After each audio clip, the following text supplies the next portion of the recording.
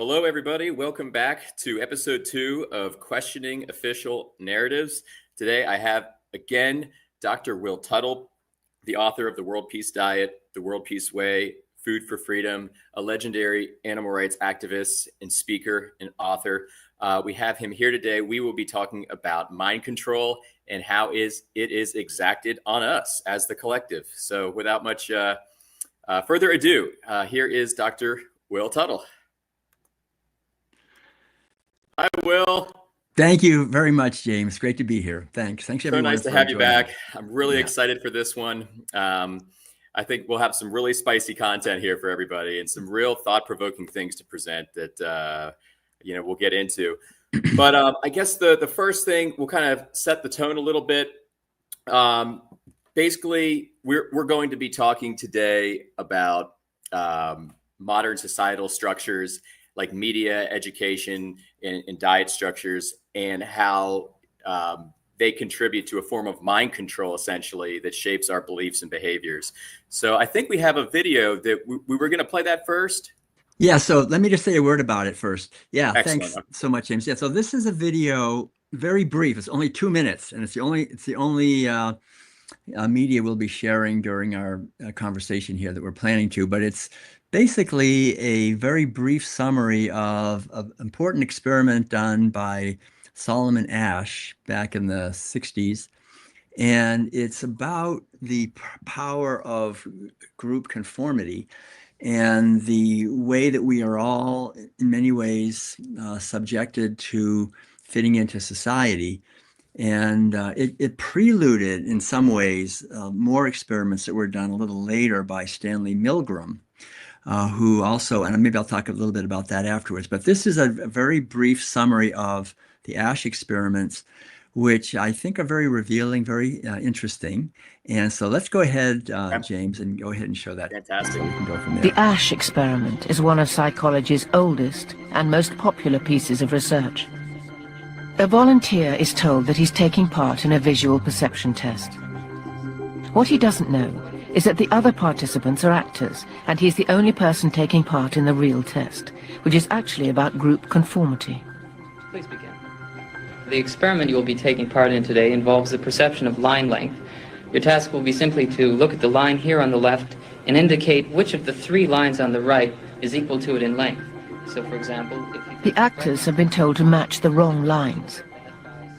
The volunteer will be monitored to see if he gives the correct answer or if he goes along with the opinion of the group and gives the wrong answer. In the first test, the correct answer is 2. 1. 1. 1.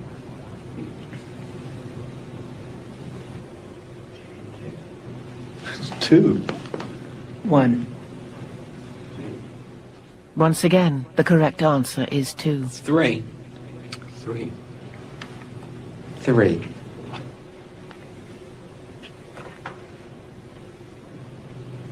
3. 3. The Asch experiment has been repeated many times, and the results have been supported again and again. We will conform to the group. Again, we're very social creatures. We're very much aware of what the people around us think. We want to be liked. We don't want to be seen to rock the boat, so we will go along with the group. Even if we don't believe what people are saying, we'll still go along. 1. 1. 1. 1. Group dynamics is one of the most powerful forces in human psychology. 1. Wow. All right. Wow. Yeah, I know. Yeah. Actually, I remember when I went to Colby College in Maine back in the 1971, I was only, I think, 18 years old as a freshman. And one of the seniors at Colby in her psychology thing, she did that. She did that experiment. And I saw this ad, oh, for $20, come and do a line perception test. And I thought, well, I can make $20. Okay, I'll do it. And I went, and I was in that situation that kid was in. And I remember, no way. I went through it. Yeah. And I remember it's very difficult. I think And I don't remember that clearly, but I think I did actually go along with the group a few times because I was just still as, Wow. I It's didn't just, want, because they were all, the other kids in the group were all older, like they were juniors and seniors, and I was this freshman, and they would say three, and I think, well, they must know better than me. They're, okay, three. Even though it's yeah. obvious. I mean, the power of group conformity is we all think, oh, I wouldn't do that. But really, it's Yeah. very interesting. Yeah. We don't want to be seen as really different in how we perceive the world. And so this is well understood by those who are controlling our society, that if they can control Leverage. the Yeah. perception, then they can control basically the reality that we experience, and it's to their Yeah. advantage, not to ours, the way We, things we can be set up. we kind of have this like inherent kind of, in almost all of us do, and this is probably a product of our conditioning as well, this inherent just wanting and really needing to be liked, this wanting to be liked thing. Sure. I mean, I felt it the other day. I was driving down the road, and it was very palpable to me here because I'm driving and I get to where I was going to turn, and there was a pedestrian crossing right in front of me. And I said, well, I'm obviously going to let them go ahead. And there was a car behind me. But which seeped to the front and foremost of my brain was, well, I don't want that guy to think I'm holding him up, but he probably doesn't see the pedestrian right there. And in taking a step back, it's like, why would that thought be at the front of my head? I care about the pedestrian. But still, what eclipsed that was this wanting to be liked, seemingly. This kind of wanting to be in the group kind of correlated thing. Right. So it's very apparent. It's very No, interesting. that's really true. And I'll just mention also, well, one thing in this, a lot of what we're talking about today is in my new book, Food for Freedom, which is Awesome subtitled book. Reclaiming Our Health and Rescuing Our World. As Yeah. vegans, we're fantastic in the sense that we're questioning official narratives about food, and food is the most fundamental institution in any society. It's right there with language. You have language, you speak their language, then you eat their food, right? We were born into it. So to question the underlying food narrative in our society takes quite a bit of independent thinking and ability to resist going along with things. But still, as vegans, that doesn't mean we're immune. And that, what I've realized over the years as a 45-year vegan myself in the movement, that very often we're still going along with official narratives in many ways that are not in the best interest of ourselves or our movement. And that's why I wrote this book, was to try to help all of us liberate not only animals but ourselves from the domination and exploitation of the many by the few. And so there's a quote I have here at the beginning of chapter 12 by Charles Eisenstein, who's a pretty well-known philosopher, contemporary, and this kind of sums it up. It's only one sentence, or two sentences. Human beings, he says, human beings are exquisitely attuned to reading the mood of the mob. It is a survival mechanism. In order to fit in, we instinctively adopt the correct opinions and profess those opinions. So we feel who is our group, who we identify with, who is our tribe, and then we want to stay in the tribe because to be thrown out of the tribe meant to die in the wilderness. It's like, so you will do anything to stay on the good graces of the tribe. And it takes a really lot of courage. And I think a certain degree of toughness to be willing to say, number two is the longer line, whatever it is, even everybody else says no, we say, we stick with it, and I've experienced it, I've seen, and it's difficult. I remember, like, I went along for years with the climate change narrative because that's every vegan goes, that's like part of the gospel. Me too, until I read your book. You got to believe it. If you don't believe climate change, But then I realized that the whole environmental movement was very threatening to the big corporations, the bankers, and to the powers that be. And so, in order to basically take the power away from the environmental movement, they just moved everything over to climate. It's all about climate. It's bad for the climate. We don't talk about the cutting down of rainforests, the pollution of the water and the air and the soil, and the overfishing of the oceans, and the destruction of habitat and species extinction, all these other things, pollution and so forth, because that would get them fined. We talk Yes. about Yeah. climate change, Let's talk about which something actually, that's we can't even. yeah, you can't even, we're not climate scientists. You can easily manipulate the climate scientists to say whatever you want Yeah. with money. That's easy. And then the media, they own the media. And then, of course, climate change moves right into what they want to do, which is what we did to cows and pigs and chickens. You take away their ability to travel, right? If you take away ability of cows and sheep and goats, that's what herding is. You confine them. They can't go anywhere. Then they're enslaved. When you send somebody to prison, that's it. They can't travel. You have to stay right there. That's a punishment, but it's a domination. And so it feeds right into, obviously, to the exploitation, domination of humanity. So it all fits together, but we're trained to go along with the group, to not question the narratives, especially don't question the New York Times and CNN and academia. Don't ever question those experts, those authorities. They know everything. And so this Peer-reviewed ties research in. is fact. Well, Peer-reviewed research.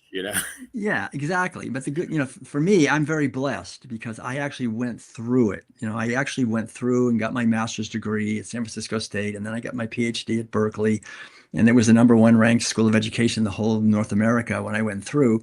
And so I experienced the indoctrination. You want to get this degree, you got to think like us. But I was able somehow through my Zen training to resist.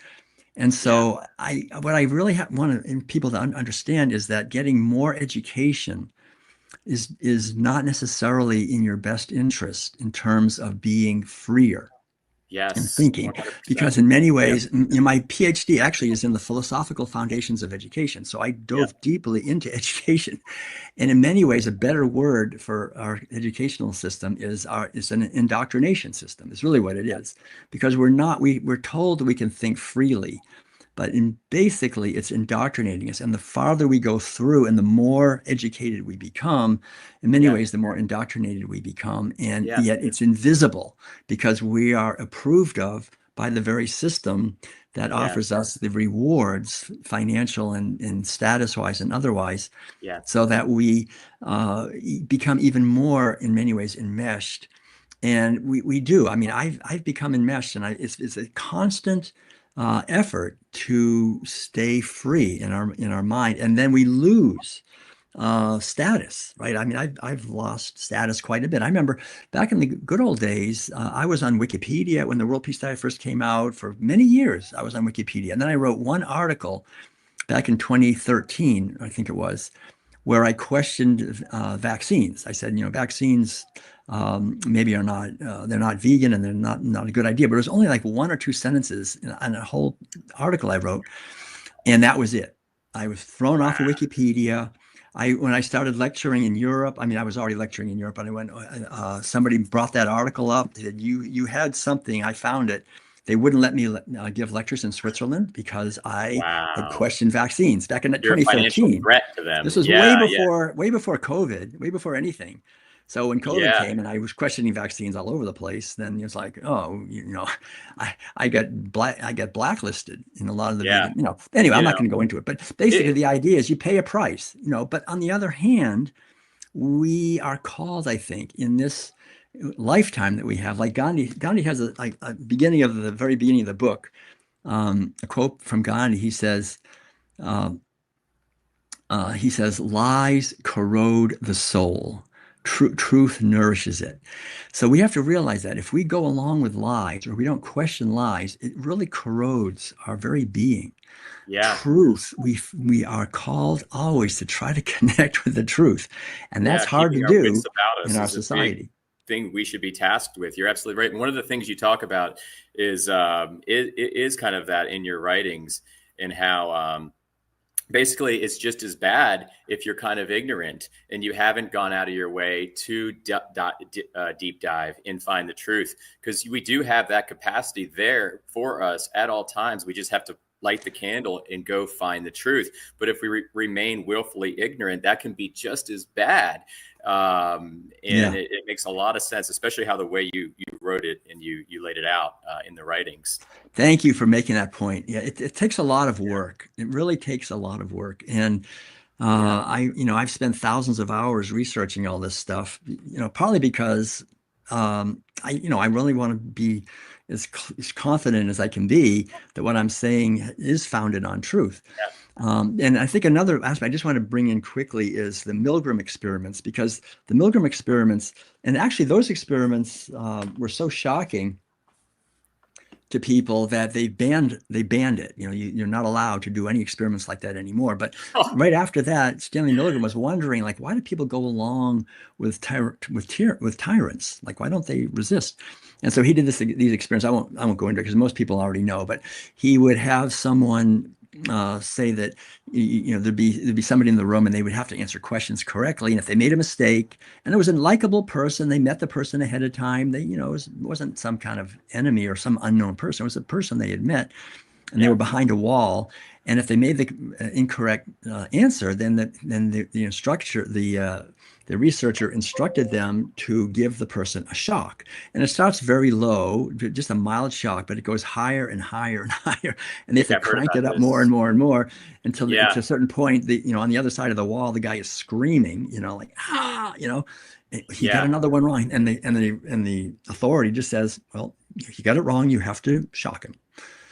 And like 2/3 of people would go all the way up to the level where it could kill the person because they got it wrong, and they would actually do it because the authority said to do it. Yeah, I have heard about this, and this is coming back to me now.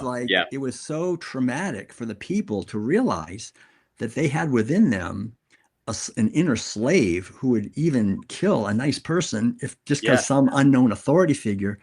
So what that plays into, though, is like the Ash experiment shows the power of group conformity. The Mgrim experiment shows the power of the alpha male. You go along with the alpha male. The guy in the white suit, the scientist, the authority, he's the alpha male.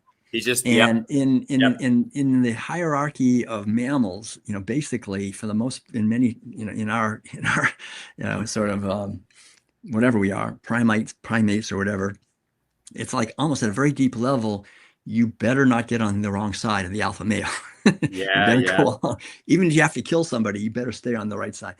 And so again, this shows how important it is for us as individuals to be aware of what kind of dynamic. Am I just trusting the authority figures that I've been indoctrinated to do since first grade or kindergarten to get good grades, to please my parents? This whole system is based on that. And it's very easy to think, oh no, it's these are my opinions that I came to on my own, when in fact they've been planted in many ways in a very sophisticated way. And so one thing I just want to really emphasize here, the underlying most important thing, is that we have now apparently about 8 billion people on the planet, according to the authorities. we have a lot of people, right? Say 8 billion is roughly what they say. And it's well understood, and I go into this in depth in my book, The Food for Freedom, that it's about 1/10,000th of 1% of those 8 billion people, which is about 8,000 human beings, who have, over the generations, accumulated so much wealth that they control that basically the functioning of society. And we don't think that that's true. The Latin word for wealth is Pluto. So plutocrats is ruled by the wealthy. We live in a plutocracy. Money buys not only power, but it buys information. It buys control of narratives. It buys the control of narratives. You can buy, like we've seen that with the pharmaceutical industry. There's massive money going into ads on TV. And it's not so much to sell the ads, it's really to buy the absolute certainty that the news will never say one bad thing ever about the so-called side effects of pharmaceutical medications that causing all kinds of Yep. mayhem in our society, because they've bought that. They've bought the narrative, and they Yep. buy the narrative about everything. You can buy that. You can buy narratives. You control. Yeah. I was born and raised in a newspaper family. My father owned newspapers. I know this in my bones. You cannot run a story that the advertisers won't like. They'll pull their ads. And so we have that situation. Plus, we have the fact that the CIA, the so-called intelligence community, has with Operation Mockingbird and for decades, the main idea is in the intelligence community in the United States, and this is not just here but worldwide with Mossad and MI6 and so forth, to control the narrative of what the public believes. That's the way you really control things, is through And these controlling people the should media. Controlling they the should be media. protecting us. And Yeah.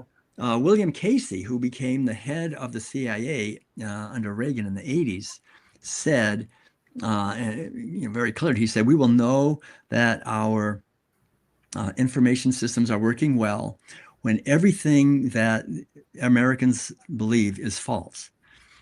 So, this is the underlying goal, is that a false reality is constructed that we will live in. It's like if you have chickens, in a factory farm, and they're, intelligent in the sense that they're like, is this okay? Is everything all right? You want to make sure they think that it's just for them.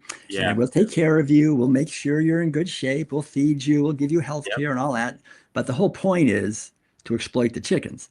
And so we have to really understand that there's when you have this tiny minority of 1/10,000th of 1% of the population, it's relatively easy for them, with the vast wealth that they've accumulated, to then pay 1% of the population, which is 80 million people. It's a lot of people. 80 million people are in the top 1%.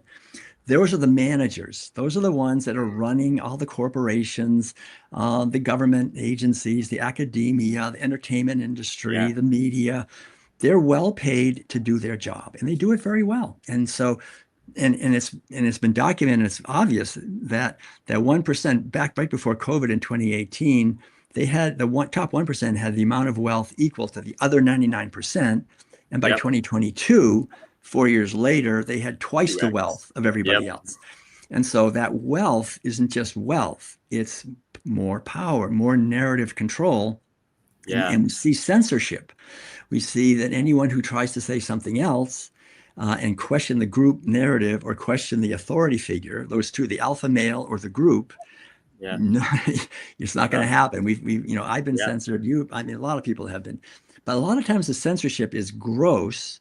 It's like, you're taken off your channel, it's shut down. But very often the censorship is very subtle. It's just, I'm not going to write this because I know that people aren't going to like it. So most of the censorship is self-censorship. We just don't say things because we don't want to. We're afraid people won't like us. They won't like what we're saying. They'll reject us. We won't be able to function so well, so that's still the in insidious essence thing. architected and levered by these interests. We just kind of pick up on the frequency and do just that, self-sabotage our MOs. One thing that you were saying, and which is important for a lot of vegans to understand, is that this plutocratic elite, the 1% of the 1%, they fund education. They fund these institutions. Definitely. So like you said, with going to school and everything, they're absorbing all this information that is by design, the information that these interests want them to absorb. So even with vegan doctors, we have to question everything. They were talking about the COVID vaccines. They talk about climate. They might talk about, vitamins and supplements. The thing is, they receive the education that was meant for them to receive because the plutocratic elite directly made sure that that information hit their eyes, and that's what they are to absorb, learn, and then preach upon with their white coats. So that's I think an important thing that you brought up, that a lot of vegans understand, is that just because someone's a vegan doctor, a vegan MD, and they're wearing the white coat, that doesn't make them the end all be all of truth. Well, that's or if they're a vegan musician, superstar, or Yeah, anything else. exactly. We have to Yeah. really understand that. And what I want to emphasize more than anything, really, is that each one of us has within us an inner guidance system. I Yeah. call it our intuition. And it's really a combination of our rational mind, that's important, and our heart wisdom, and maybe a deeper level of our gut understanding. Like we have these three aspects, and we are called to cultivate them. And we live in a society where all three of them are suppressed. Our rationality, we live in what has been called the empire of lies. And the thing is, deception is so rampant in the media and everywhere, in the government, everywhere. And there's many different types of violence. There's sexual violence, there's physical violence, there's lying and deceiving. That's a type of violence. Absolutely. And with most types of violence, when we're violated, we know it. Someone hits us, or someone steals something from us, or somebody abuses us, and we know we've been harmed. With deception, we're harmed and we have no idea it ever happened. That's why deception, they say Satan is the great deceiver, because the worst thing, the most destructive of all violence is deception, because we don't realize it. We still love the person or respect them, whatever it is, who's deceiving us and then sucking away our power, our wealth, our life, everything. Yeah, it's total being a definitive parasite. malevolence. Yeah, it's a parasitic kind of thing. It's like what we do to animals. See, what we do to animals is so inconceivably evil and violent. We're deceiving them, right? We raise them, we give birth to them, we house them, but it's all to just cut their throats. And we sexually abuse them on rape racks. We steal and kill their babies. We do hideous violence. We drug them, everything. And so as we sow those seeds on a mass scale, millions of times every day, the same thing comes right at us. The same exact, we are deceived. We are exploited. We are seen. And we have whole armies of scientists who do the best they can to make sure the system works well, is profitable. So they've tried to maximize control, to hyper confine animals. Animals went from free living, 10,000 years ago, just roaming, free living like they had for millions of years, to being somewhat confined by, a shepherd had a crook, and they were kind of out there, but he could kind of confine them a little bit. To then we got wire fences, then we brought them indoors into little cages, and now we genetically mutilate them. Our technology just confines more and more and more severely. And now, and so the technology is doing the same thing to us, essentially. It's, there's an agenda. We just have to understand this. We don't have to be afraid, but just understand that there's no money and there's a great risk, actually, in healthy people. Like there's no wealth in healthy, vibrant, joyful, connected, sane people. There's no money. In fact, they're a big threat to that plutocratic elite, because they'll get together and they'll say, wait a minute, this is unfair. Every species of mammal that has a sense of fairness, and humans especially, we have a sense of fairness. And when you have 1% of the population having twice the wealth of the other 99%, that's not going to last unless you have massive suppression of the intelligence of that population. The real intelligence. So you use basically a lot of poisons. You've got to poison the population. And so we have fluoride, for example, in the water. And the fluoride is well understood to reduce intelligence. It also calcifies the pineal gland, which is our connection with our intuition, our spirituality. And we inject poisons into little infants, right into the bloodstream early on. Right off the bat, right off the bat. Mercury, aluminum, polysorbate 80, all kinds of animal tissues, animal blood, just horrific. Just right in. Which affects our minds. Absolutely. Well, it suppresses our natural vibrancy and health. Yep. creates the conditions for chronic illness.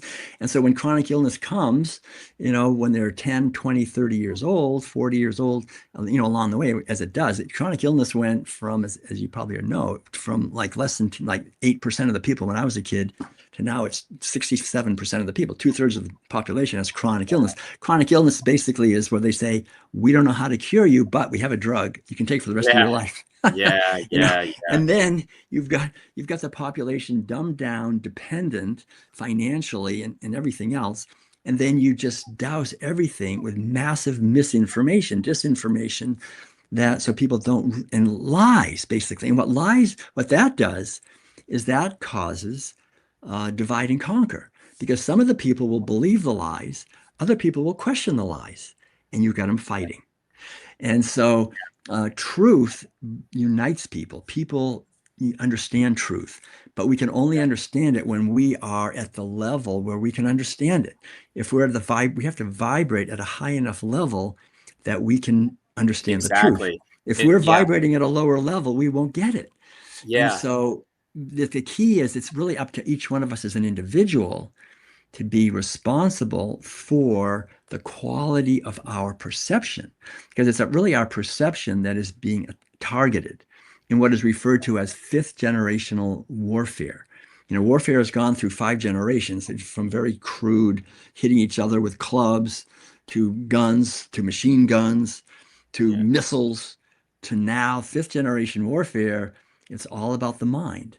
Not even of the enemy soldiers. It's really the civilians. They're going after the civilians, the people like us. If you can control the minds of the civilians, you don't need an army. They're not going to do anything. You've got them completely controlled.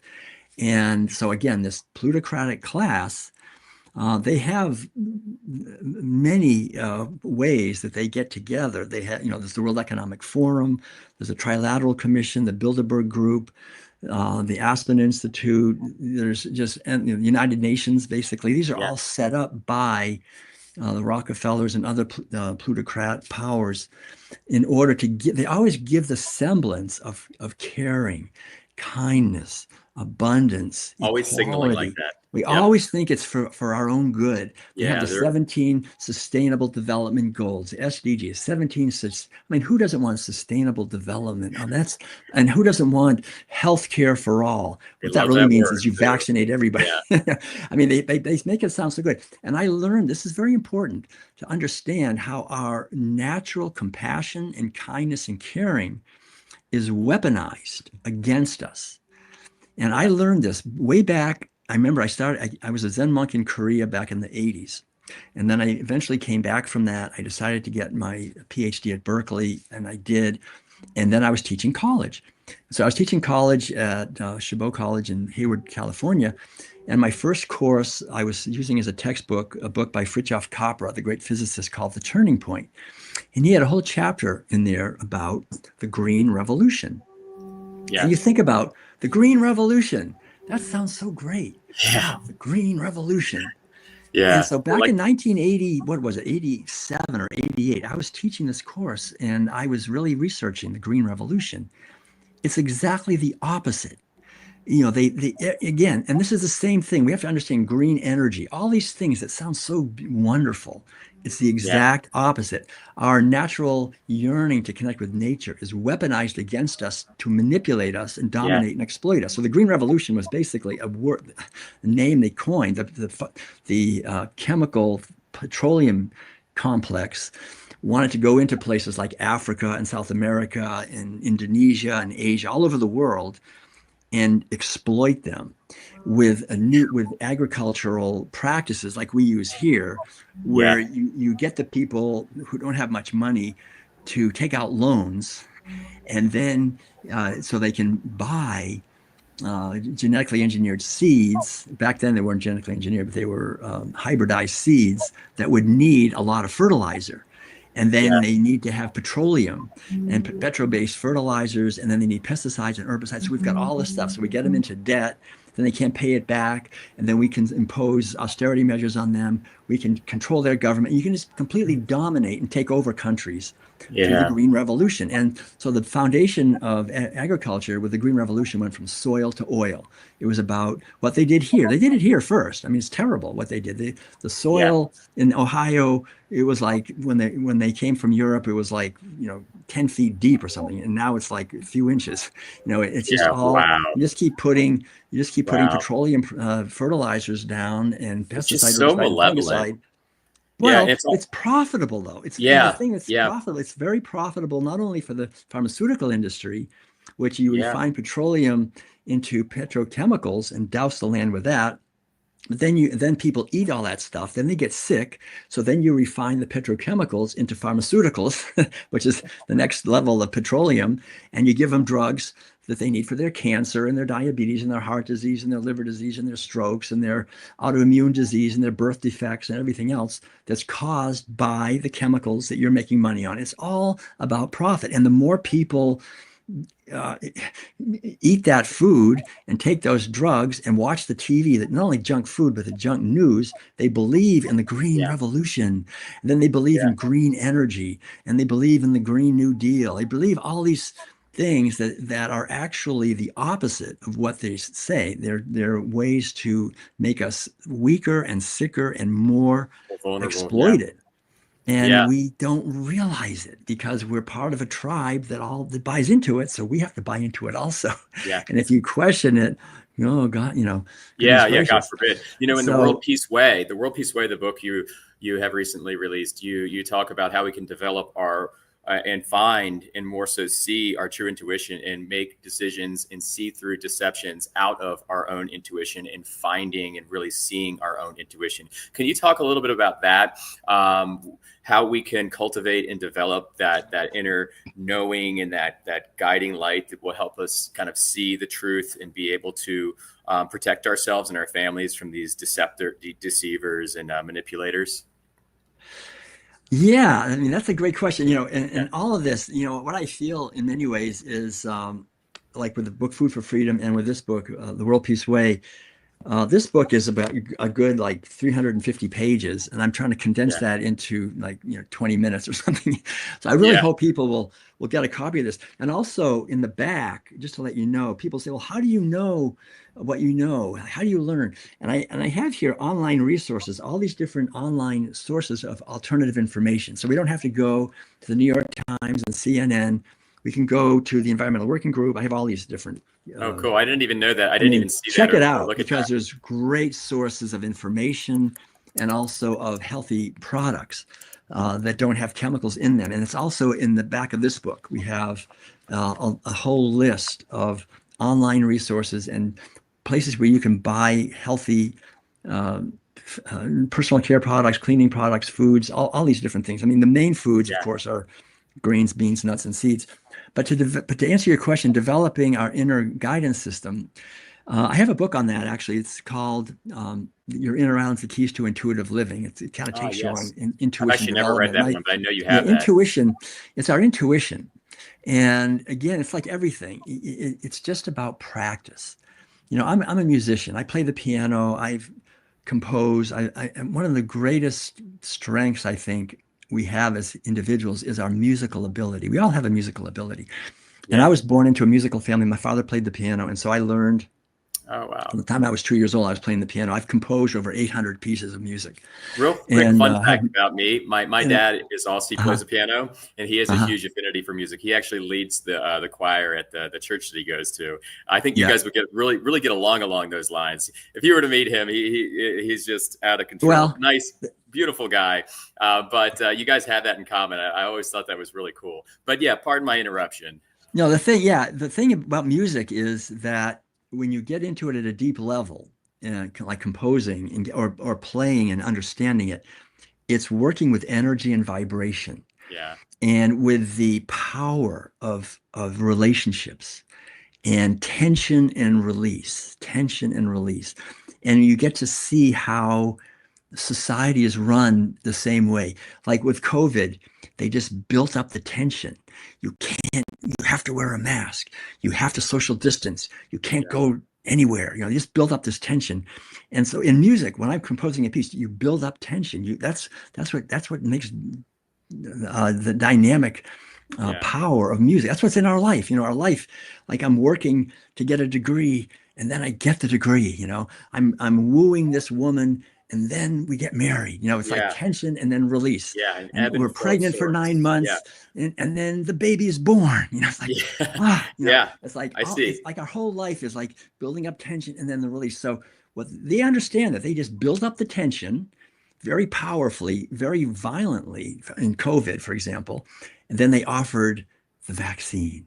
And everybody's, give me, it's just playing on this ancient wisdom of the music, the way life cycles work.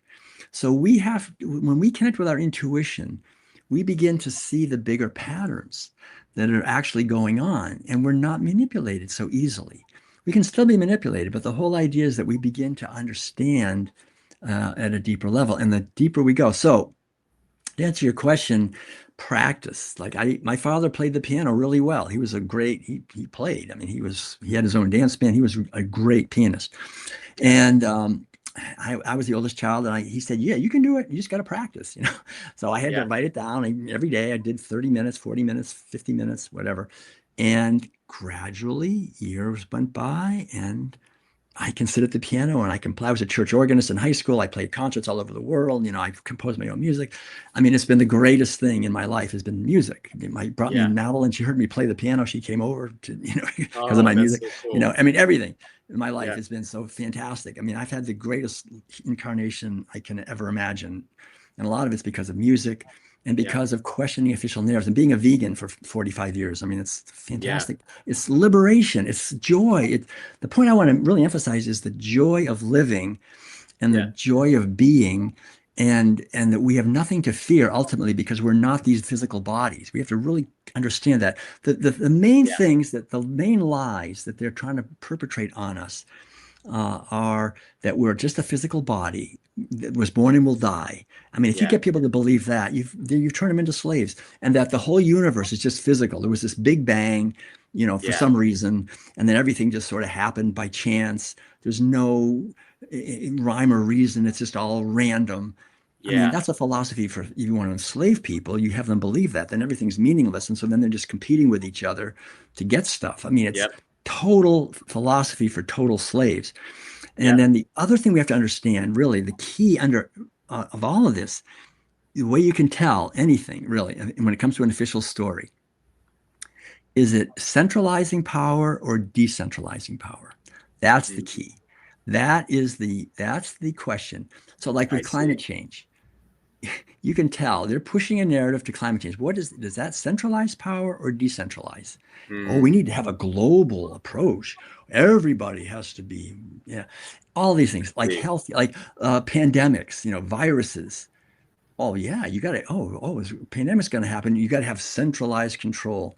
Financial bankers, they want to centralize control, centralized authority. So the whole key to freedom is decentralization. Nature is decentralized.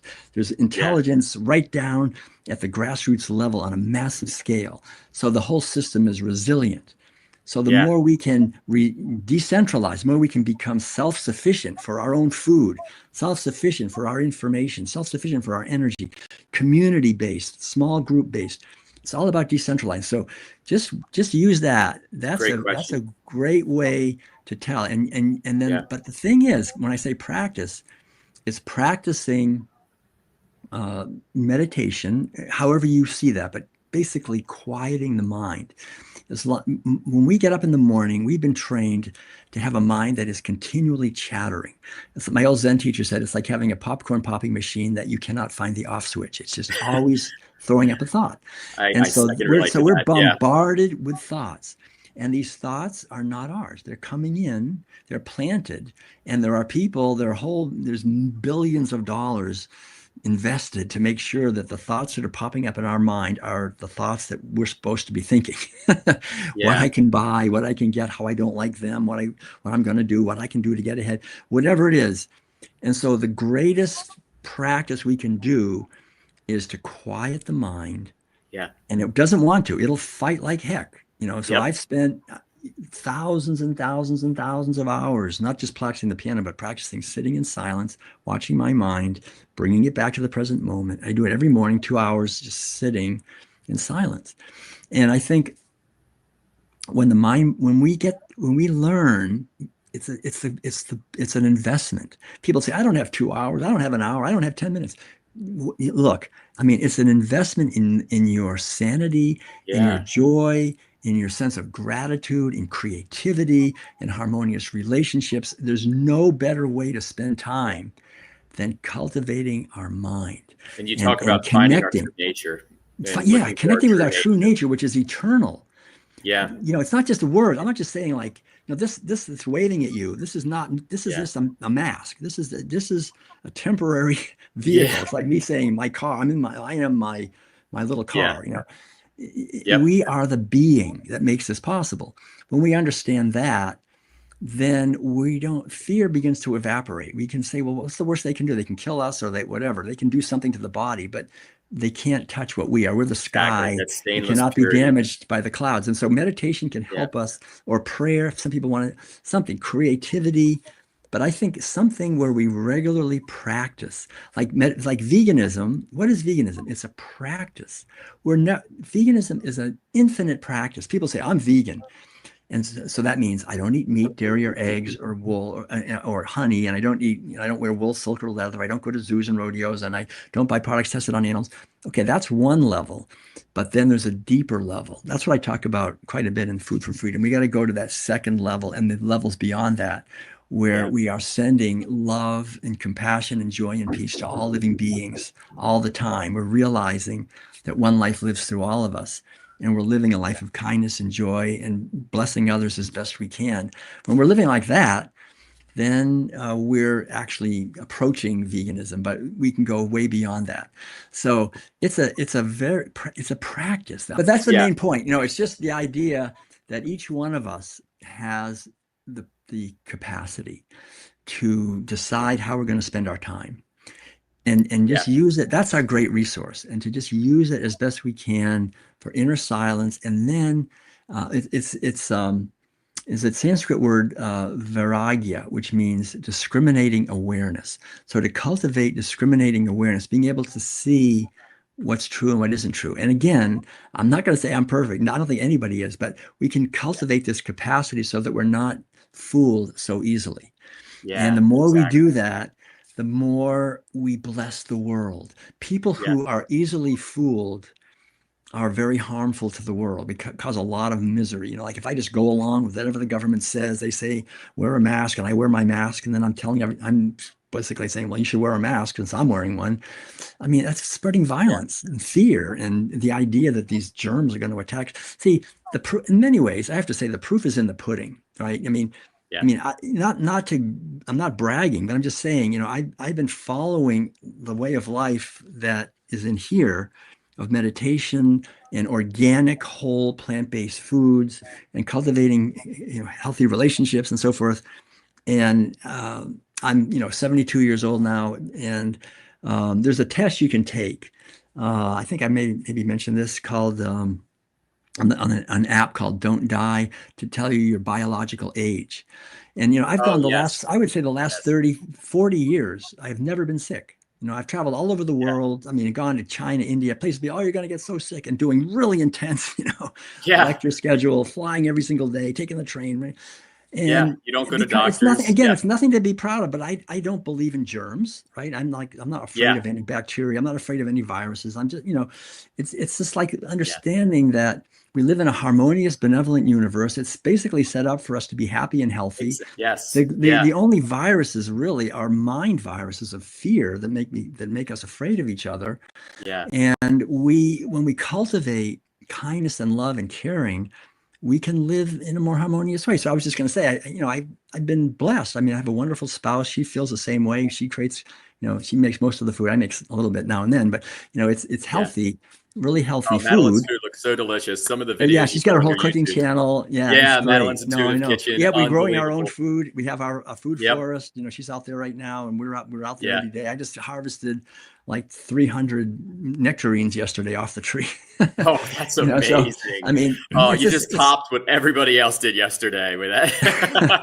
well, the That's whole idea is amazing. you plant the seeds. That's the practice, and then they come back. Next year, you get more nectarines, and Yeah. next year, you get even more. Nature is our friend, our Yeah. ally. You plant the seeds, it And comes it's so back more and obvious. It more. wants to You give. know, The nature, it wants to give. it wants to You just give. got to cooperate with the natural Yeah. flow. So I was just going Yeah. to say, I recommend everybody go to that, get that app. I think it's cool. You know, this guy his name is Brian Johnson, I think, and Okay. the Don't Die, and you can do a Yeah. biological age test. So Madeline Yes. is actually Amazing. 77. Her biological age when you do this test is only 35. Oh, You know, that's awesome. which is That's so so cool. cool. I And definitely want to check this out. Yeah. and I did it. I'm 72, and Yeah. so my biological age is 22. and Dang. in a way, That's so it's how cool. it's really how I feel. And it's this whole idea that you're going to get old, you're going to we do aging is a gift. You know, we get more Yeah. wisdom, we can share, we have more experience. But the whole Yes. idea, really, I think, is to remember that what we are is eternal. We're part of something far greater, Yeah. and we Can can, never be each harmed. one of us, we can understand these principles that are in here, like Yeah. exercise and movement, connecting with nature, creativity. Yeah. Creativity is so important. Yeah. Maybe we'll do another one. I'll go more into the really positive things we can all do. Yeah. But the idea is that in the background is we are being targeted.